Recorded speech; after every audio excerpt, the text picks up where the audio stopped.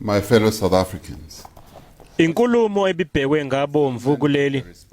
Leli bekuyithuba lokuthola impendulo ngemva kophenyo lwekhomishana oludonse iminyaka emithathu kwabizwa ofakazi abangaphezulu kwamakhulu amathathu. Ngesikhathi uMengameli ehlinzekwa ngombiko ogcwele, abaningi basala nemibuzo yokuthi ingabe sekuzokwenzekani manje.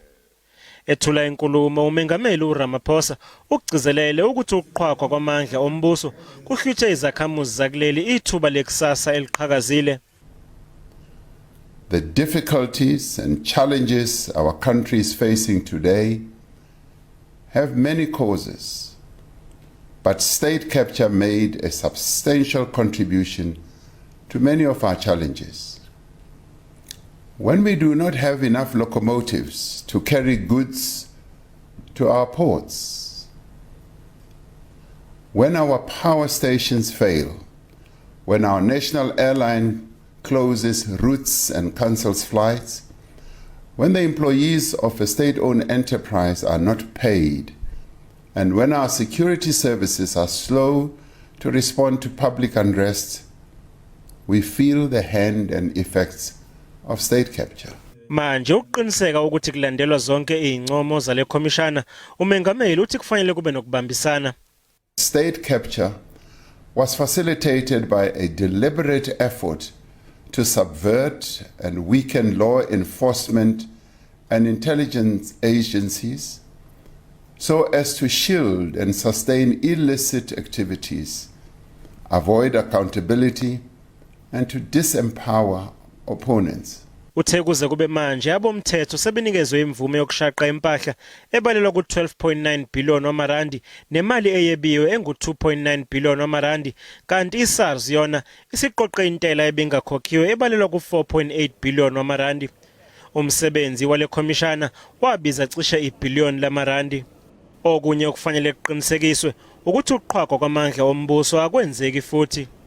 The Commission made detailed recommendations about the establishment of an independent public procurement. It also recommended the establishment of a permanent anti-corruption commission that would have oversight over both Parliament and the executive. Kusenjalo baqashwe ngelokhoza abantu abangamakhulu amahlanu namashumi ayishagalolunye nesihlanu kanye neinkampani eziinkulungwane namashumi amane nane okusolwa ukuthi bahlomula khathi kuqhwagwa umbuso. Amanye amaqembu ombusazwe aphawulile ngenkulumo kaMengameli. First of all, there is legally which gives confidence when it comes to the ANC and the president, who is the leader of the ANC. They have effectively failed our country in every respect.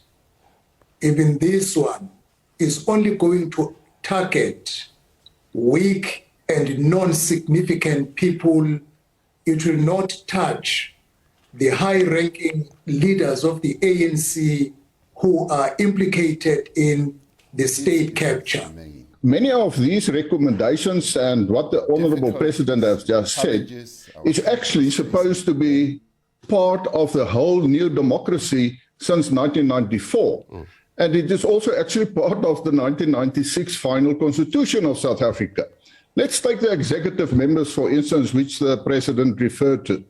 If you go and read the constitution, it states quite clearly that in effect it must be accountable to Parliament.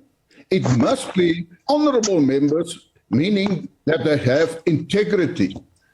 Then the question arises, why didn't the President then appoint that type of people in the executive? Ncwadini ayibhalela izwe emasonto onke uMengameli uCyril Ramaphosa uthi izinyathelo uhulumeni azozithatha ukufezekisa izincomo eziphakanyiswe embikweni obuphenya ngeinsolo zokuqhwagwa kwamandla ombuso zizobe zihambisana nokwakha kabusha izwe nokulwa nenkohlakalo.